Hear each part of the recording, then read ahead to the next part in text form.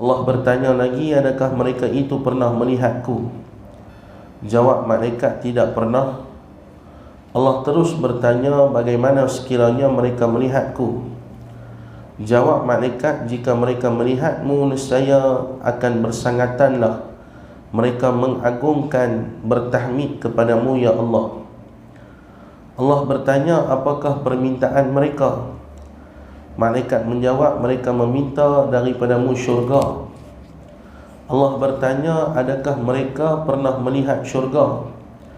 Jawab malaikat, tidak pernah. Allah bertanya, bagaimana sekiranya mereka dapat melihat syurga? Malaikat menjawab, mereka sangat haluba untuk memperolehinya.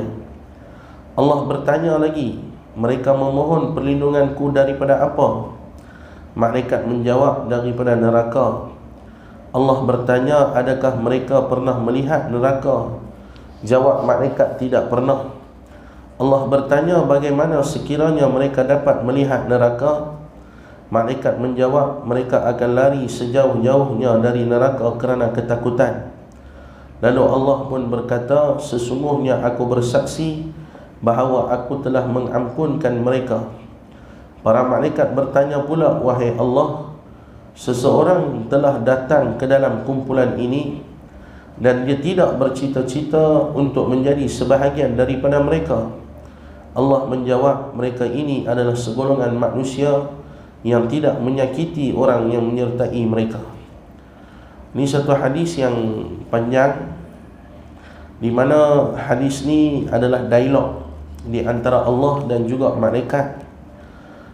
Satu hadis yang diriwayatkan daripada Abu Hurairah radhiyallahu an, yang nak menceritakan tentang kelebihan majlis zikir, ataupun disebut dengan majlis zikrullah, yang mana Allah Ta'ala sebut dalam Al-Quran, ya ayyuhalladzina amanu, wahai orang-orang yang beriman, janganlah sampai la tulhikum amwalukum wala auladukum an zikrillah. Janganlah sampai harta dan anak pinak kamu menyebabkan kamu ni tak ingat langsung dekat aku. Zaman lah ni orang kadang-kadang dia tak ada langsung ingat dekat Allah ni. Pasal apa? Pasal dua benda ni yang menjadi penghalang kepada diri dia. Auladakum, anak-anak dia, amwalakum, harta-harta dia. Kadang-kadang dia kalut dengan anak-anak ni, dia kata, minta maaf lah ustaz, tak boleh nak main kuliah. Yang kata majlis zikir ni, majlis apa? Tak semestinya kita duduk zikir ramai-ramai tu saja majlis zikir. Pagi ni kuliah subuh tu majlis zikir juga lah. Satu majlis yang ada menyebut nama Allah dan berselawat kepada Nabi SAW, maka majlis yang macam tu akan dihadiri oleh para malaikat. Jadi bila mana malaikat ni ada yang mempunyai sayap dan mereka ni boleh terbang, dan mereka akan pusing di dunia ni mencari mana dia majlis zikir yang akan ada, manusia-manusia yang akan duduk dan ingat kepada Allah Subhanahu wa ta'ala. Jadi bila malaikat ni dia nampak ada majlis-majlis ilmu ni, dia mai. Dalam hadis ni kata apa? Mereka datang berduyun-duyun. Makna kata banyak sangat, kita yang tak nampak. Kita nampak pagi ni banyak ni lah. Pasal sejuk sangat, orang-orang lah sikit. Syok lah pagi ni kalau lena. Jadi tapi malaikat kita tak nampak berapa banyak datang berduyun-duyun. Dalam hadis ni kata berduyun-duyun. Mereka datang berduyun-duyun. Dan bila mana mereka datang berduyun-duyun, dan bila mana mereka balik pergi jumpa dengan Allah Ta'ala, maka berlakulah dialog yang panjang yang kita baca tadi. Allah tanya, Allah bukan tak tahu, Allah Maha mengetahui. Tapi Allah saja tanya kepada malaikat. Biasalah macam bos tanya kat pekerja. Bos bagi tugasan suruh buat kerja, dia tahu dah apa kerja tu, kena buatlah kerja tu. Pergi sekali dia nak hantar dengan surat. Padahal dia tadi bagi surat suruh pergi hantar. Itu gaya Allah berdialog dengan malaikat, bukan kerana Allah tak tahu. Bukan kata Allah tak tahu malaikat ni pergi mana, Allah tahu. Tapi Allah tanya kat malaikat, mereka ni bisa tengok aku ke? Tak bisa. Mereka ni kenal kan syurga? Kenal. Bisa tengok tak bisa tengok. Apa mereka mau? Mereka mau nak masuk syurga. Mereka kenal tak neraka? Mereka kenal. Mereka bisa tengok tak bisa tengok neraka. Mereka mau apa? Mereka nak selamat daripada neraka. Mereka tak mau masuk neraka. Maka Allah kata kepada malaikat, kabarkanlah kepada mereka bahawasanya aku mengampunkan dosa mereka. Kemudian malaikat pun tanya, dalam hadis ni kata, malaikat pun tanya, kalaulah ada orang yang dia mai duduk dalam majlis zikir tu, tapi dia tak mau jadi pun sebahagian daripada ahli-ahli orang yang duduk dalam majlis zikir tu. Kadang-kadang macam kita hari ni memang mai tujuan tu sembahyang subuh nak dengar kuliah. Kadang-kadang ada orang dia mai, dia nak sembahyang subuh ya. Dia tak ada niat pun nak mai dengar majlis ilmu ke, nak mai kuliah subuh ke apa pun. Tiba-tiba pagi ni dia rasa macam tak apalah kan, kali aku balik pun bukan ada kerja apa, duduk biar. Dia bukan mau nak jadi ahli majlis ilmu pun tak. Dia bukan mau nak buka kitab, nak dengar ustaz mengajar semua, dia tak mau. Dia kira tak apalah hari ni pagi ni cuti, pas time duduk sandar atas tembok apa kan, relax biar dengar. Bila apa mamak ni nak merepek, pipi ke dia kan, kira macam tu lah kira dia kan. Dia tak mau pun nak duduk, nak main mengaji ke, nak main kuliah ke, nak hambat atau kuliah satu-satu tak. Dia cuma singgah pastime ya. Kebetulan dia drop by dan dia pastime dekat kuliah tu. Maka Allah jawab, malaikat tanya, adakah orang ni akan termasuk dalam golongan yang dirahmati Allah? Allah jawab positif. Allah kata, bila mana dia main duduk dengan manusia yang nak mengaji ni, sudah tentu mereka manusia ni tidak akan menyakiti orang yang menyertai mereka. Dan makna kata orang tu pun akan mendapat rahmat daripada Allah Subhanahu wa ta'ala. Jadi ini hadis yang masyhur untuk menceritakan tentang kelebihan bagi orang yang mengaji ilmu agama Allah. Kan? Orang yang cari peluang untuk duduk dalam majlis zikrullah. Dia kata apa di sini? Kita baca dulu keterangan hadis ni. Dia kata hadis sahih ini menerangkan dengan jelas bahawa majlis zikir itu adalah satu majlis yang sentiasa dicari dan dihadiri oleh para malaikat. Mereka memenuhi majlis zikir itu dengan sayap-sayap mereka sehingga barisan mereka sampai ke langit dunia. Dan Allah pun menyatakan di hadapan para malaikat bahawa dia telah mengampuni dosa-dosa setiap orang yang hadir di majlis zikir itu. Ya? Dia kata dalam hadis ni, malaikat yang mai tu berduyun-duyun sampailah ke langit dunia. Banyak banyak sungguh kan, tak boleh kira. Dan Allah mengampunkan dosa orang yang duduk dalam majlis zikir. Ni satu ya hadis, ada banyak lagi hadis. Ada hadis yang Nabi sebut, man salaka tariqan yaltamisu bihi ilman sahhalallahu lahu bihi tariqan ilal jannah.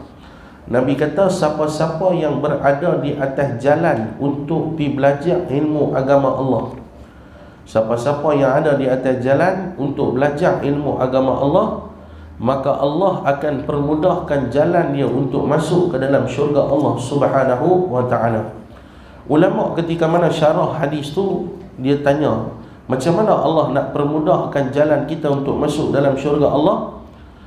Maka ulama kata cara dia adalah dengan Allah akan memudahkan urusan kita untuk lintas titian sirat nanti, supaya senang kita masuk syurga Allah. Kan? Salah satu amalan untuk nak senang lintas titian sirat adalah rajin mai mengaji, rajin mai majlis ilmu, rajin mai kuliah. Oh ni 2 tahun ni tak ada lah kuliah kan. Buka Ustaz tutup Ustaz, buka Ustaz tutup Ustaz, harap-harap apa ni tak tutup dah. Kan? Ni dia kata RT tu apa, naik 1.0 balik apa kan? Kan? Yang tu kalau naik main pula 1.0 kena tutup balik pula dah. Kan? Harap-harap tak tutup lah. Tapi kalau baru-baru ni bila tak ada ceramah, tak ada kuliah, tak ada apa pun, maka Allah Ta'ala ni dia maha adil. Bila mana manusia ni kuliah, nunggu lah. Kalau sebelum Covid tu saya makan nasi dekat lampu stok merah kan, punya nak ambil ceramah kan, tunggu lampu stok merah, sebat 2 mulut Sambung jalan balik, tunggu tang mana lah lampu stok nak merah. Perut punya lapar, tak ada masa nak makan, makan tang lampu stok merah. Pasal apa? Ceramah menunggu-nunggu. Mic COVID, tak ada apa langsung. Bila tak ada ceramah, tak ada apa pun, Allah Ta'ala ni dia maha adil. Bila dia tengok manusia ni duk buat kuliah subuh, kuliah duha, kuliah maghrib, kuliah asar, macam-macam kuliah buat, dan manusia serupa tu juga, ramai juga yang buat kemaksiatan. Yang rakam ceramah bubuh dalam YouTube ni berapa banyak orang buat. Yang rakam ceramah bubuh dalam Instagram, buat video-video pendek, bubuh dalam TikTok, bubuh dalam akaun TikTok, berapa ramai orang yang buat kerja tu untuk nak menyebarkan kefahaman Islam. Tapi makin hari makin ada lagi orang yang duk buat maksiat di atas muka bumi Allah. Maka bila Allah tengok manusia ni melampau sangat, dia berhenti habis terus ceramah-ceramah, kuliah-kuliah ni semua. Ustaz-ustaz semua direhatkan duduk di rumah. Maka benarlah hadis Nabi mengatakan, wa kafa bi mauti mau'izah, cukuplah kematian itu menjadi nasihat kepada manusia. Ceramah tak ada, kuliah tak ada, khutbah Jumaat pun kurang, kuliah subuh tak ada, kuliah maghrib tak ada. Yang kita duk dengar hari-hari apa? Mati ya. Kawan tu mati, kawan ni mati, kawan tu mati, kawan ni mati, kawan tu mati, kawan ni mati. Kan? Dengar kawan kita mati, mamu kita, kan? Kematian yang kita dengar sebagai nasihat dan peringatan kepada manusia. Berlumbuk-lumbuk orang mati, daripada yang kita kenal dengan tak kenal, daripada yang jauh dengan dekat. Allah memberi nasihat kepada kita dengan cara yang lain pula, kan? Tapi Alhamdulillah hari ni sambung balik kita punya majlis ilmu, di Pulau Pinang, Kedah, khususnya di Malaysia lah. Alhamdulillah dia duk jadi makin nak rancak balik, makin nak rancak balik dengan ikut SOP yang ketat. Jadi bila mana kita duduk dalam majlis ilmu ni dan kita berusaha, kita jalan mai ke majlis ilmu, maka itu adalah satu peluang yang mana Allah Ta'ala akan permudahkan urusan kita untuk masuk dalam syurga Allah Subhanahu wa Ta'ala. Pasal apa? Sebab kalau nak jaya di dunia, kena ada ilmu. Nak jaya di akhirat, lagilah kena ada ilmu pengetahuan. Kan? Masyarakat kita hari ni rosak sebab apa? Sebab ilmu agama ni jauh daripada kehidupan dia. Yang tu yang jadi masalah. So buat mengaji, buat kuliah, macam-macam kuliah ustaz mengajar kuliah fiqah, dia tak pernah mengaji pun. Kan? Kalau dia mengaji pasal ilmu keduniaan, masuk sampai universiti, belajar sampai PhD, punya nak memahami ilmu keduniaan, keluar universiti, balik main rumah, bab darah pun dia tak tahu. Kan? Padahal yang tu bab basic. Dia bab haid dengan istihadah dengan nifas, dia tak tahu beza. Kan? Lepas tu dia jadi kelang kabut, main-main masalah nanti dia mula duk jadi kelang kabut, duk pergi cari ustaz. Ustaz, saya ni main dah haid sampai 18 hari ni, 20 hari ustaz. Saya pun dah tak semayang lah ni, macam mana ustaz? Apa? Jenuh ustaz pula duk kena kira pula. Kan? Hang ni haid ke istihadah lah? Kalau istihadah kena semayang. Kalau haid tak payah semayang. Haid ada limit dia dekat 15 hari ya. Kan? Lebih daripada tu kalau dikira sebagai istihadah, jenuh nak kena kira pula berapa hari bulan, nak kena buat calculation. Pasal apa? Pasal dia tak pernah mengaji. Padahal itu asas ilmu fardu ain. Sebab tu wajib ke atas kita mengaji ilmu fardu ain. Fardu kifayah tak apa. Yang fardu ain ni apa? Apa yang terkait dengan kita. Kita nak semayang, kita kena belajar, wajib belajar pasal bab semayang. Kita nak semayang, sebelum semayang kena ada taharah, nak kena belajar tentang kesucian, yang mana yang boleh jadi batal semayang, pakaian yang macam mana boleh menyebabkan batalnya semayang, apa benda yang berlaku boleh menyebabkan batalnya wudu, yang mana nak kena perbaiki balik wudu. Itu adalah ilmu fardu ain, ilmu rukun-rukun Islam, ilmu fardu ain.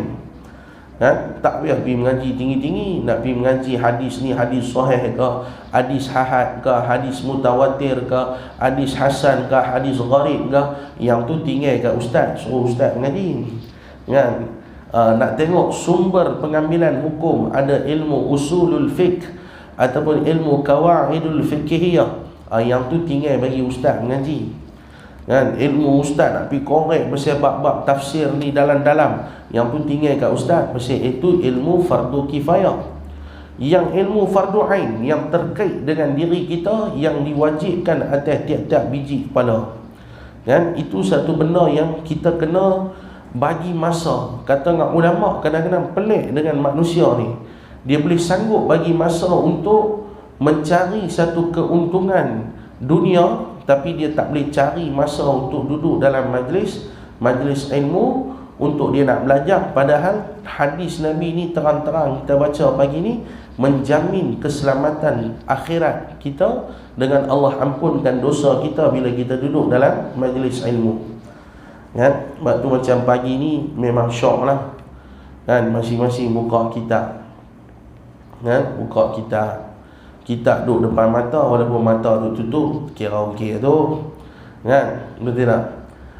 Dia bagus dia tuan-tuan, bila kita mengaji ni, kalau boleh biar mau bagi ada kitab lah kan. Macam kita buat di sini, alhamdulillah, dengan rehal, dengan kitab semua komplit kan.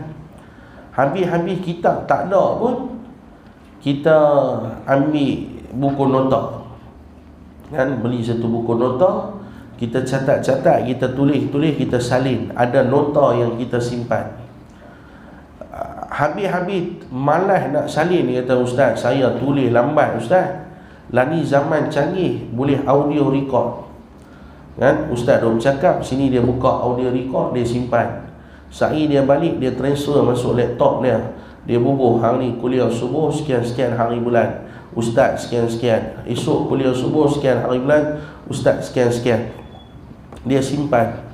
Walaupun mungkin kualiti recording tu tak apa nak bagus, tapi bila dia simpan maklumat-maklumat ceramah tu, yang ataupun kita simpan buku nota yang kita salin ni tuan-tuan, ataupun kita ada kitab kita sendiri yang kita duk tulis kat tepi apa yang ustaz-ustaz duk ceramah tu, yang tu semua kalau boleh kita simpan tuan-tuan.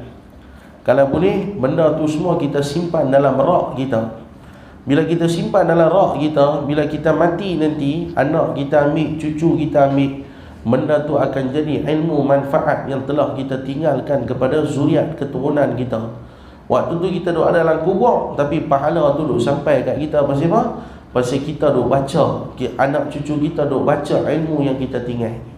Sebab tu kita ni kena wajib dah belajar dari ilmu agama, nak kena sampaikan pula kepada anak isteri kita kan. Sepatutnya suami ni wajib ajar isteri dia lah kan, ilmu agama. Tapi kalau suami tak mampu, maka suami kena suruh isteri dia pergi mengaji.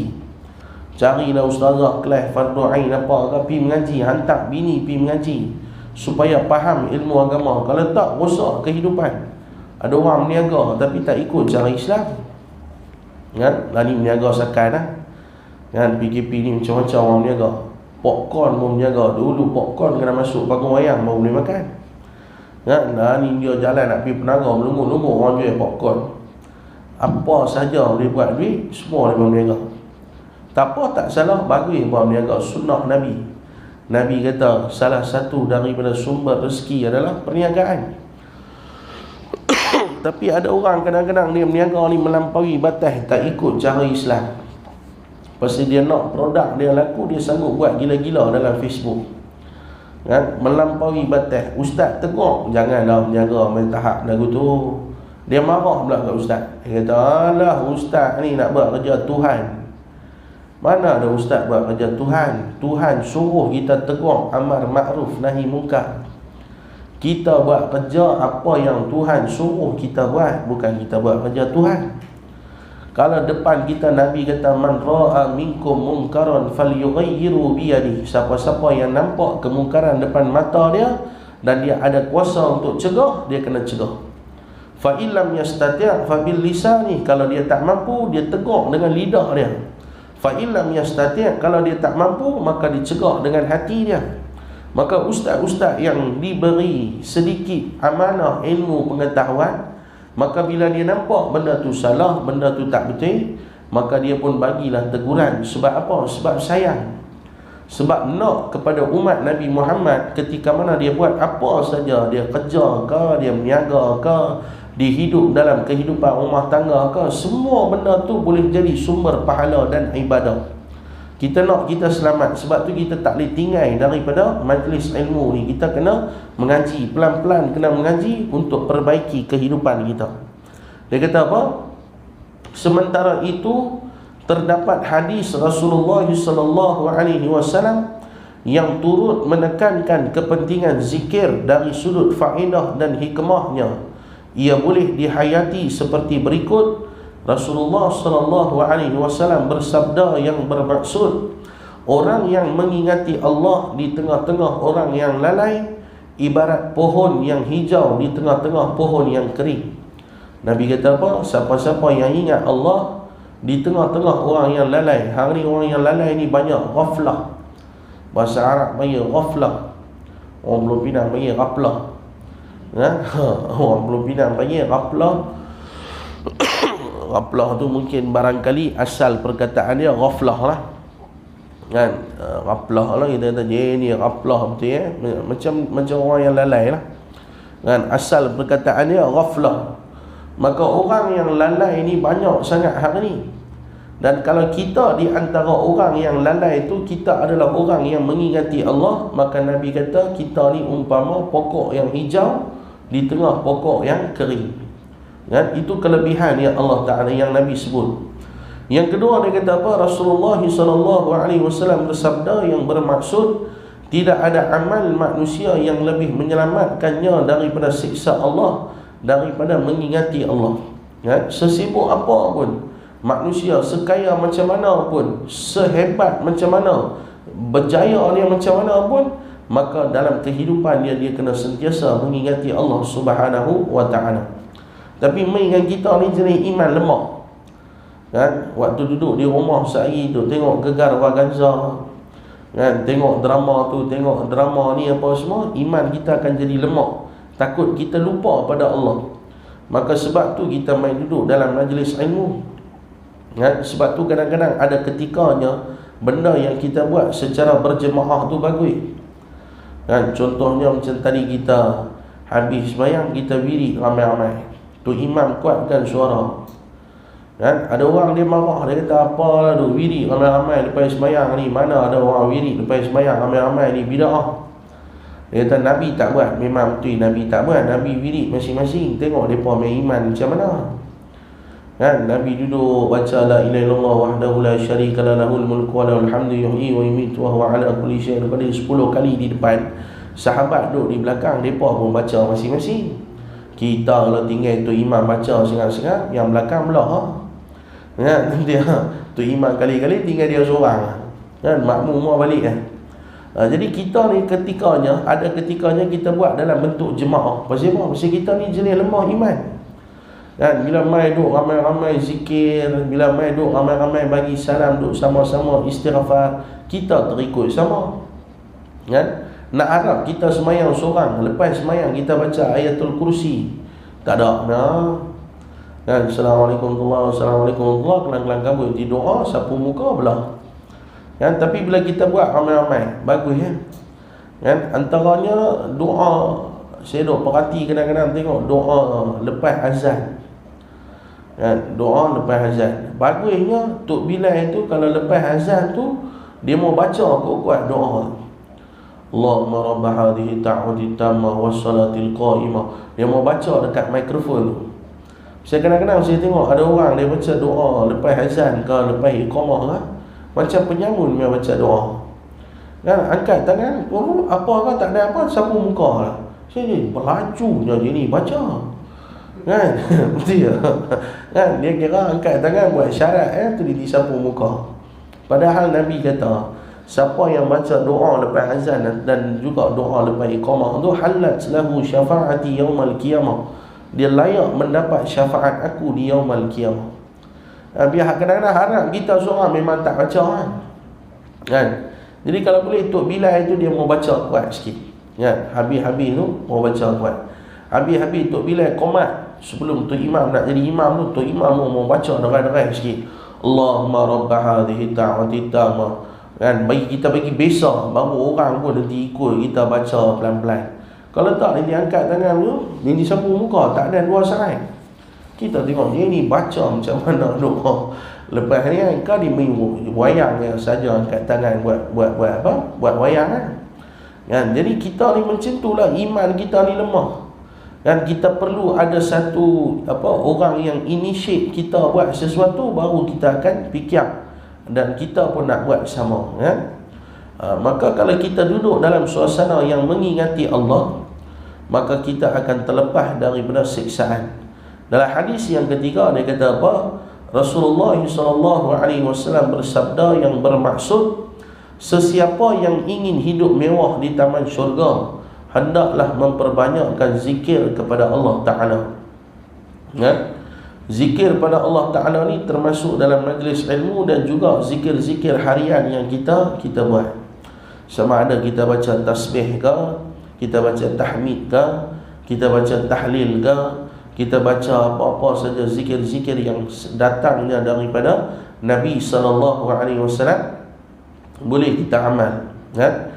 Dan yang keempat dia kata apa? Rasulullah SAW bersabda yang bermaksud, mana-mana kaum yang duduk di majlis tidak untuk berzikir kepada Allah Ta'ala atau membaca selawat kepada Nabi SAW, mereka pasti ditimpa kerugian di hari kiamat. Kalaulah ada orang yang dia duduk dalam majlis yang tak pernah langsung ingat kepada Allah, dia duduk dalam majlis yang langsung tidak membaca selawat kepada Nabi SAW, maka orang tu sudah tentu akan ditimpa kerugian di hari kiamat kan?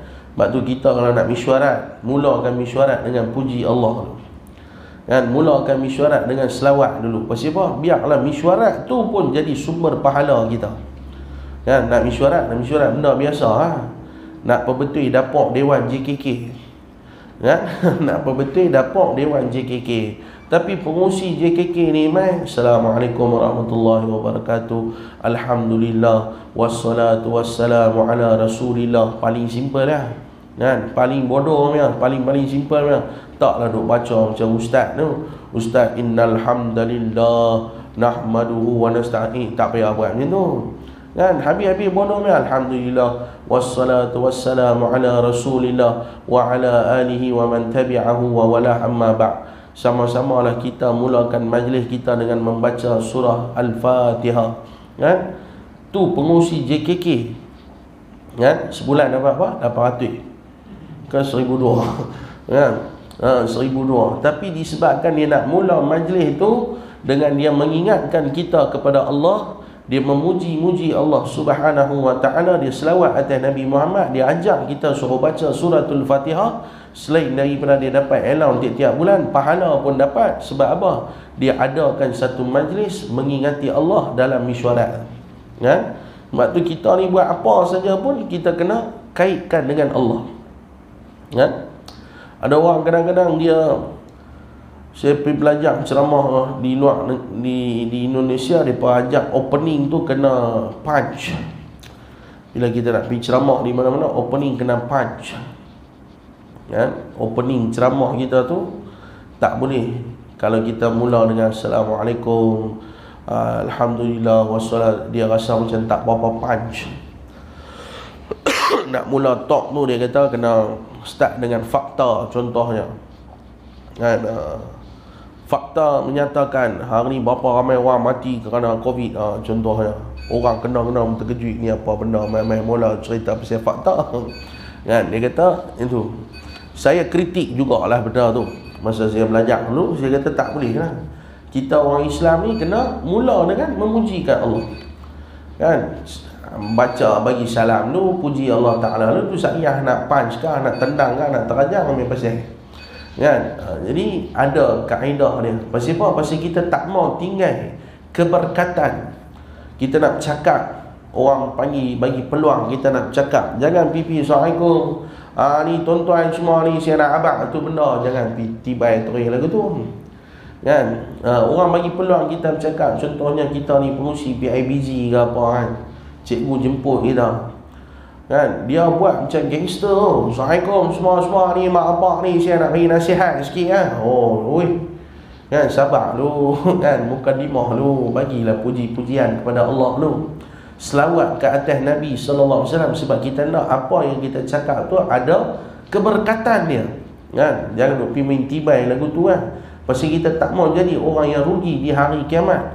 Sebab apa? Apa saja majlis yang tak ada ingatan kepada Allah dan Nabi Muhammad, maka dalam hadis ni kata dia akan ditimpa kerugian di hari kiamat. Begitu juga pada hadis yang kelima, Rasulullah SAW bersabda yang bermaksud bagi orang mukmin satu majlis yang baik dapat menebus sejuta majlis yang buruk. Kan? Bagi orang mukmin, kita ni ada banyak sangat majlis-majlis yang sangat-sangat baik. Orang kafir dia kena buat macam-macam, kena buat konsert lah, yang tu lah, yang ni lah. Walaupun ada di kalangan orang Islam yang ikut. Saudi Arabia baru ni buat konsert baru ni. Kan? Konsert besar di Saudi Arabia, di Riyadh. Kan? Buat konsert lah, macam-macam lah. Semua sakit kepala main cerita. Kan? Tapi kita orang Islam ni, orang yang beriman ni, majlis yang baik tu boleh menebus sejuta majlis yang buruk. Majlis yang baik macam mana? Majlis macam pagi ni ya, majlis yang mengajak kita untuk mengingati Allah Subhanahu wa ta'ala. Kan? Kita buat apa majlis pun, biarlah bagi jadi majlis itu adalah majlis yang mengingati Allah Subhanahu wa ta'ala. Kalau majlis itu jauh daripada Allah, itu yang takut tu. Dan mak tu orang Melayu kita, dia buat birthday pun dia panggil tu imam baca doa. Kan? Buat birthday. Sat lagi ni dicuk lilin tu serupa tu juga. Kan, topi San Benito tu dia tipu atas kepala cucu dia kan. Yang tu semua jangan duduk pun. Kan, elakkanlah tu, suruh buatlah benda tu kan. Potong kek tak nak masalah, potonglah berapa belah tingkat main kek pun tak nak masalah. Kan? Habis dia panggil ustaz main baca doa. Ustaz, minggu ni boleh baca doa. Awak mami ada apa? Tak, mami nak buat birthday party ustaz. Awak cucu mami mia, bukan cucu mami mia, mami mia. Contohlah kan. Mami mia birthday party, ustaz boleh main baca doa, tapi baca doa. Kan? Dia buat majlis birthday kan? Yang bagusnya dia panggil ustaz baca doa. Jangan lepas ustaz dah belah dah dia buat joget belah apa ke, yang tu jam lah. Kan? Yang tu pergi campur habis semua, daging babi campur dengan daging lembu. Kan? Campur yang haram dengan yang halal. Taklah kan. Jadi bila kita nak buat satu-satu majlis, kita ada bacaan doa, ada memuji-muji Allah Ta'ala, kan? Maka benda tu akan jadi berkat, akan ada keberkatan. Kan? Teringat ke arwah mak bapak kita, buat satu majlis baca Yasin. Kan? Wajib ke? Tak wajib pun. Kan? Suruh buat tahlil wajib ke? Tak pun. Bukannya satu ibadah. Tapi dah jadi budaya orang kita ni, dia nak buat juga majlis mengingati, memperingati dengan zikrullah dia, dengan bacaan Fatihah dia, dengan bacaan surah dia, dengan zikrullah. Jadi satu benda yang baik. Sebab apa? Benda-benda itulah membawa kita untuk mengingati Allah Subhanahu wa ta'ala. Tapi mai orang zaman ni semua dia tuduh bid'ah, mai orang tak buat apa. Kan? Orang jauh daripada adanya majlis-majlis yang boleh membawa mengingati Allah Subhanahu wa ta'ala. Kan? Kita tak mau sikit hari ni beradik kita mati main menangis kat kubur itu balik begitu kan. Kan tak ada dah nasihat ke, baca talqin ke, bagi nasihat ke, bagi peringatan ke, tak ada dah benda-benda tu. Bersifat sebab adanya dakwaan dakwah yang mengatakan benda tu bidah. Kan? Padahal benda tu mengikut pandangan ulama dibolehkan sahaja supaya adanya keberkatan dalam majlis tersebut. Kita mengajak manusia untuk mengingati Allah Subhanahu wa ta'ala. Ini satu benda yang sangat besar. Apa saja majlis yang kita buat, jangan terlepas daripada memuji-muji Allah Subhanahu wa ta'ala, kerana itu akan boleh menyebabkan datangnya para malaikat memberkati, merahmati kita, dan itu boleh menjadi sebab Allah Ta'ala ampunkan dosa-dosa kita. Mudah-mudahan apa yang kita baca pagi ini memberi manfaat buat diri kita, insya-Allah. InsyaAllah kuliah yang akan datang kita sambung pada hadis yang ke-23. Wallahu ta'ala a'lam. Ada apa-apa soalan nak tanya ke? Ada soalan? Tak ada soalan? Tak ada soalan lain, kita baca doa. A'udzu billahi samil alim minasyaitonir rajim. Bismillahirrahmanirrahim. Alhamdulillahirabbil alamin wassalatu wassalamu ala asyrafil anbiya'i wal mursalin wa ala alihi washabbihi ajma'in. Allahumma inna nas'aluka salamatan fid din wa 'afiyatan fil jasad wa ziyadatan fil ilmi wa barakatan fil rizqi wa taubatan qabla al maut wa rahmatan 'inda al maut wa maghfiratan ba'da al maut. اللهم حوّن علينا في سكرات الموت والنجاة من النار واعف عنا الحساب ادفع عنا يا الله من الوباء والبلاء والربا والزنا والفحشاء والمنكر ولا حول ولا قوة إلا بالله العلي العظيم. ربنا آتنا في الدنيا حسنة وفي الآخرة حسنة وقنا عذاب النار والحمد لله رب العالمين. تقبل الله منكم منا ومنكم تقبل يا كريم. أقول قولي هذا وأستغفر الله العظيم. السلام عليكم ورحمة الله وبركاته.